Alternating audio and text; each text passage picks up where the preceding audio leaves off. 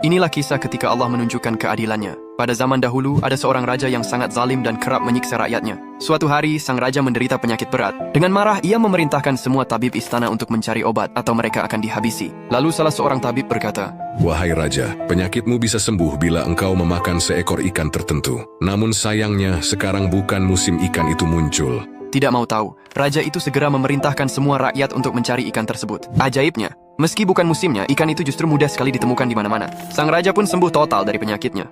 Beberapa tahun berlalu, di negeri lain ada seorang Raja Saleh yang sangat bijaksana dan dicintai rakyatnya. Raja Saleh ini terbaring karena sakit keras. Seorang tabib memeriksa dan berkata, "Wahai raja, penyakitmu hanya bisa sembuh dengan memakan ikan jenis tertentu. Dan alhamdulillah, saat ini ikan itu sangat banyak di sungai." Mendengar itu, seluruh rakyat bersuka cita. Mereka mengirim nelayan dan penyelam terbaik untuk menangkap ikan tersebut. Namun anehnya, tidak satupun ikan itu ditemukan. Sang raja yang bijaksana itu akhirnya wafat, meninggalkan kesedihan mendalam bagi rakyatnya.